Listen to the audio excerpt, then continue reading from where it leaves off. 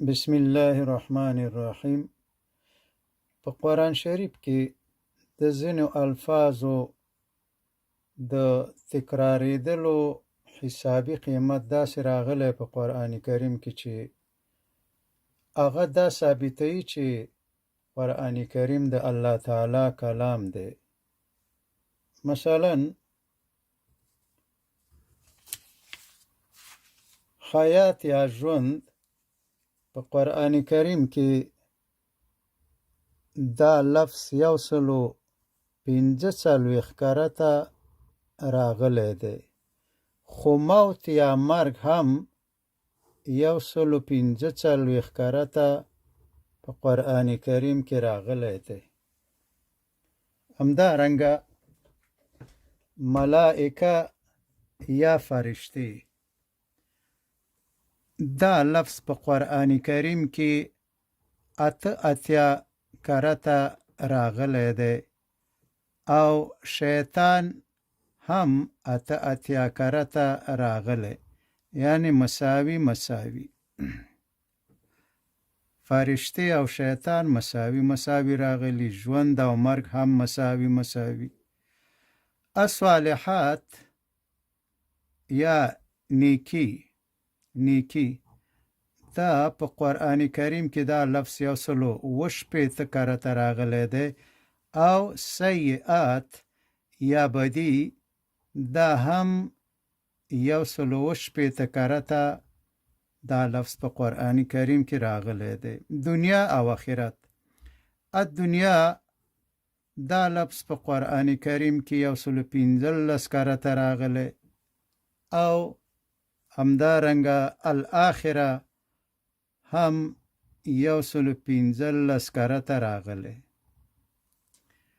او بل الیسر اسانی دا لفظ په قرآن کریم کې 18 کرته راغلی دی، خو العسر یا مشکلات بیا 12 کرته په قرآن کریم کې راغلی دی. یعنی الیسر یا اسانی د مشکلاتو نه 3 چنده زیاته په قرآن کریم کې راغلی، یا اسانی د مشکلاتو نه 3 چنده زیاته ده.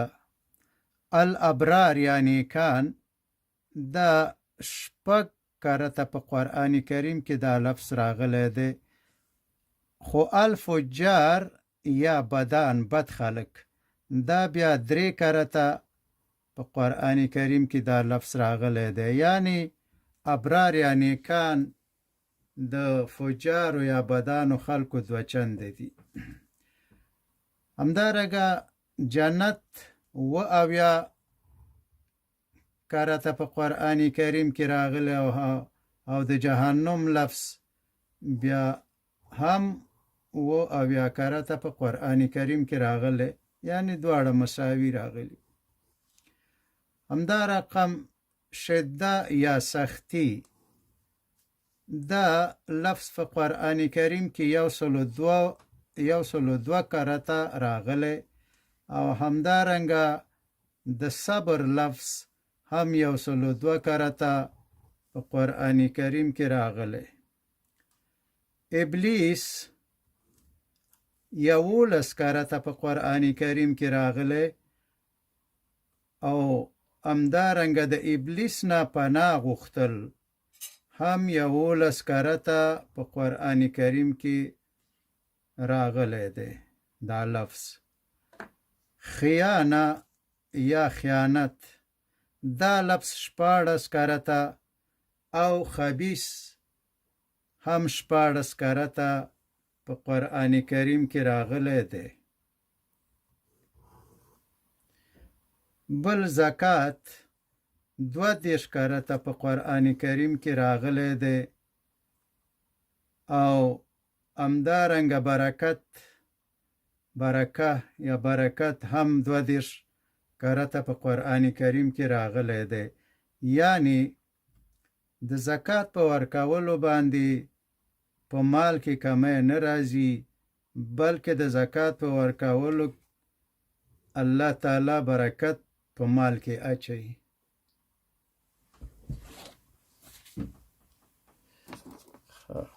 دا برکه سم نه ښکارېدو، هغه زکات دی او 32 کارته زکات راغلی دی او 32 کارته برکت راغلی دی. بل الجزاء یا بدله، دا لفظ په قرآن کریم کې 112 کارته راغلی، خو المغفره یا عفا کول دا بیا د جزا یا بدلی 2 چنده راغلی، یعنی جزا 112 کارته او المغفره یا عفا دا 112 ضرب 2، 112 ضرب 2 یعنی 240 کارته دا لفظ په قرآن کریم کې راغلی دی. او بل په یو کال کې 365 ورځې دي. الیوم یا ورځ هم په قرآن کې 365 کارته راغلی، یعنی دا لفظ په قرآن کې د ورځې یا د یوم 365 کارته دا لفظ راغلی. په کال کې 12 میاشتې دي، نو د الشهر یا میاشت لفظ هم په قرآن کریم کې 12 کارته راغلی دی. بله خبره دا ده چې بحر په قرآن کې دا لفظ 32 کارته راغلی دی او وچه یا بر، البر یا وچه، دا لفظ وچه په قرآن کریم کې 14 کارته راغلی دی. اوس تاسې وکئ 32 جمع 14، یعنی دا 32 بحر او 14 وچه، یعنی وچه او بحر سره جمع کوي مساوي کیږي 45. اوس په دې 45 کې د وچې او د بحر فیصدي معلومه کوي، یعنی دا 45 څه شی دی؟ دا بحر او وچه دواړه.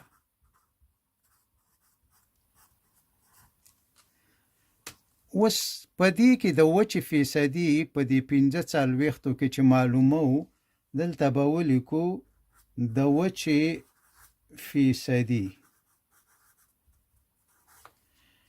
نو هغه به څنګه معلومه وو؟ 14 په دې 45 او ضرب 100، دا چې ضرب او تقسیم شي جواب راځي 28.889، یعنی دومره فیصده. د وچې فیصدي څومره شوه؟ په 45 کې 28.889 فیصده، او د بحر فیصدي دا څنګه معلومو؟ دا 32 په 45 او ضرب 100 مساوي کیږي 1.111 دومره پرسنټه، یعنی په 45 کې د وچې فیصدي څومره ده؟ 28.889، یعنی د بحر فیصدي په دې 45 کې 1.111 فیصده. یا که داسې لږ ساده ولیکو، په دنیا کې د بحرونو فیصدي څومره ده؟ 1.111 1.111 یعنې دومره فیصده دي. او په دنیا کې د وچې اندازه یا فیصدي څومره ده؟ 28.889 فیصده. وګورئ چې دا دواړه سره جمع کو بیرته هماغه 100% ورکوي.